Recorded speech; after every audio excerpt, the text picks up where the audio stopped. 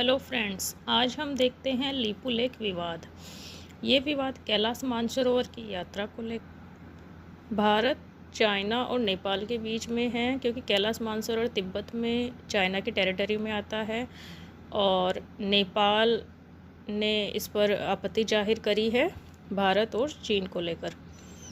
3 root जाते हैं कैलाश मानसरोवर। एक आता है धारचूला से जाते हुए कैलाश मानसरोवर, एक नेपाल के काठमांडू से मानसरोवर, एक जाता है सिक्किम से होते हुए कैलाश मानसरोवर।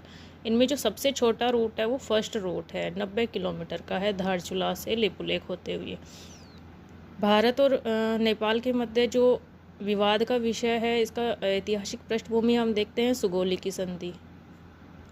ये 1816 में अंग्रेज़ों के टाइम पे हुई थी। इसमें भारत और नेपाल के बीच में सीमा को तय किया गया था और काली नदी को इनके बीच की सीमा मानी गई थी। काली नदी के पश्चिम में भारत और पूर्व में माना गया था नेपाल। इसी नदी के उद्गम को लेकर दोनों देशों के मध्य विवाद है। नेपाल मानता है कि काली नदी का उद्गम लिम्पियादुर्रा दर्रे से होता है, वहीं भारत का मानना है कि काली नदी का उद्गम काला पानी से होता है। इसी को लेकर क्योंकि लिपुलेख दर्रे से होते हुए भारत की कैलाश मानसरोवर यात्रा जाती है, तो 2020 में भारत ने लिपुलेख दर्रे तक सड़क का निर्माण कर लिया।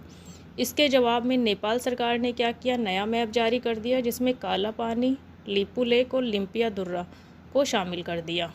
चूँकि अब कैलाश मानसरोवर यात्रा के लिए लिपुलेख दर्रे का इस्तेमाल भारत कर रहा है, तो नेपाल से किसी तरह की अनुमति नहीं ली है, तो इसलिए नेपाल सरकार जो है इस पर आपत्ति जाहिर कर रही है। और भारत और चीन ने जो कैलाश मानसरोवर की यात्रा फिर से शुरू करी है, उस पर ये हालिया जो नेपाल का विवाद है, ये कैलाश मानसरोवर की यात्रा को लेकर है। Thank you.